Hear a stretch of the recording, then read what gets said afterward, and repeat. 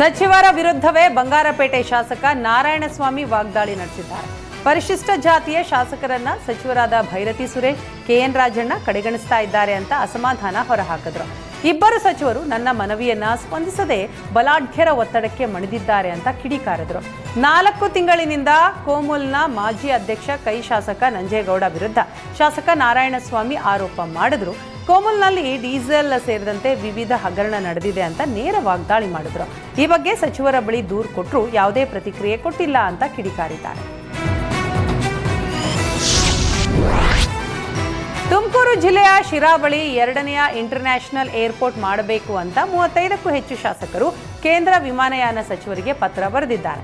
ಉತ್ತರ ಕರ್ನಾಟಕ, ಚಿತ್ರದುರ್ಗ, ತುಮಕೂರು ಭಾಗದ ಶಾಸಕರು ಪತ್ರ ಬರೆದಿದ್ದಾರೆ. ಅಧಿವೇಶನದ ಸಂದರ್ಭದಲ್ಲಿ 35ಕ್ಕೂ ಹೆಚ್ಚು ಶಾಸಕರು ಸಭೆ ನಡೆಸಿ ಬಳಿಕ ಪತ್ರ ನೀಡಿದ್ದೇವೆ ಅಂತ ಟಿಬಿ ಜಯಚಂದ್ರ ತಿಳಿಸಿದ್ದಾರೆ.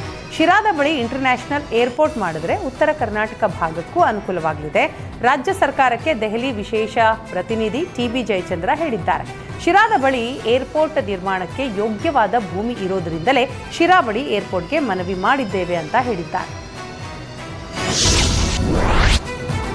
ರಾಯಚೂರಿನ ಬ್ಯಾಂಕ್ ಆಫ್ ಮಹಾರಾಷ್ಟ್ರ ಬ್ಯಾಂಕ್ ವಂಚನೆ ಕೇಸ್ನಲ್ಲಿ ಮ್ಯಾನೇಜರ್ನನ್ನ ಅರೆಸ್ಟ್ ಮಾಡಲಾಗಿದೆ. ಬ್ಯಾಂಕ್ ಲೂಟಿ ಮಾಡಿ ಶ್ರೀಶೈಲಕ್ಕೆ ಹೋಗಿದ್ದ ಬ್ಯಾಂಕ್ ಮ್ಯಾನೇಜರ್ ನರೇಂದ್ರ ರೆಡ್ಡಿಯನ್ನ ರಾಯಚೂರು ಪೊಲೀಸರು ಅರೆಸ್ಟ್ ಮಾಡಿದ್ದಾರೆ.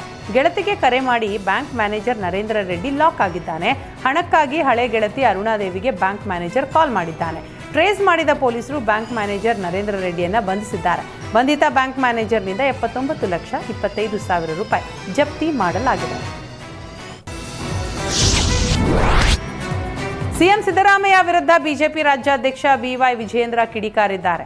ಜಾತಿ ಗಣತಿ ವಿಚಾರವಾಗಿ ಸಿಎಂ ಸಿದ್ದರಾಮಯ್ಯ ವಿರುದ್ಧ ಟೀಕಿಸಿದ ವಿಜಯೇಂದ್ರ, ಜಾತಿ ಗಣತಿ ಮಾಡೋದು ಸರ್ಕಾರಕ್ಕೆ ಕಾನೂನಿನಲ್ಲಿ ಅವಕಾಶ ಇಲ್ಲ ಅಂತ ಹೇಳಿದ್ದಾರೆ. ಆರ್ಥಿಕವಾಗಿ, ಸಾಮಾಜಿಕವಾಗಿ ಅಂತ ಕತೆ ಹೇಳಿಕೊಂಡು ಸಿದ್ದರಾಮಯ್ಯ ಜಾತಿ ಗಣತಿ ಬೆದರು ಬೊಂಬೆ ರೀತಿ ಪ್ರಯೋಗವನ್ನ ಮಾಡ್ತಾ ಇದ್ದಾರೆ. ಯಾವಾಗ ರಾಜ್ಯ ಸರ್ಕಾರಕ್ಕೆ ಸಮಸ್ಯೆ ಉಂಟಾಗುತ್ತೋ, ಯಾವಾಗ ಸಿಎಂ ಕುರ್ಚಿ ಅಲ್ಲಾಡುತ್ತೋ ಆಗ ಜಾತಿ ಗಣತಿ ಒಳ ಮೀಸಲಾತಿ ತರ್ತೀವಿ ಅಂತ ನಾಟಕ ಮಾಡ್ತಾರೆ ಅಂತ ವಿಜಯೇಂದ್ರ ಕಿಡಿಕಾರದ್ರು.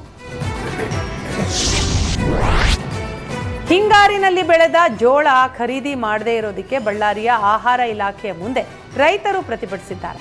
ಈ ವೇಳೆ ಮಾತನಾಡಿದ ರೈತ ಮುಖಂಡ ಗೋವಿಂದ, ಸರ್ಕಾರ ಒಂದು ಕಡೆ ಖರೀದಿಗೆ ಆದೇಶ ಮಾಡಿ ಇನ್ನೊಂದೆಡೆ ತಾಂತ್ರಿಕ ದೋಷ ಸರಿಪಡಿಸಿಲ್ಲ. ಹೀಗಾಗಿ ಹಿಂಗಾರು ಜೋಳ ಖರೀದಿಯನ್ನ ವಿಳಂಬ ಮಾಡ್ತಾ ಇದೆ ಅಂತ ಆರೋಪಿಸಿದ್ದಾರೆ.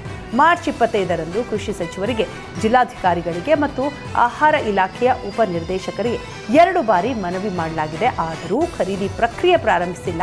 ಇದು ರೈತ ವಿರೋಧಿ ನಿಲುವು ಅನ್ನೋದು ತೋರಿಸುತ್ತೆ. ಕೂಡಲೇ ಜೋಳ ಖರೀದಿ ಮಾಡದೇ ಇದ್ದರೆ ರಾಜ್ಯಾದ್ಯಂತ ಉಗ್ರ ಹೋರಾಟ ಮಾಡೋದಾಗಿ ಎಚ್ಚರಿಸಿದ್ದಾರೆ.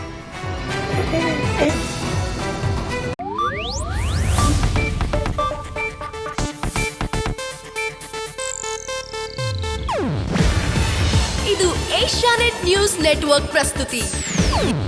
ನೀವು ನೋಡ್ತಿದ್ದೀರಾ ಏಷ್ಯಾನೆಟ್ ಸುವರ್ಣ ನ್ಯೂಸ್.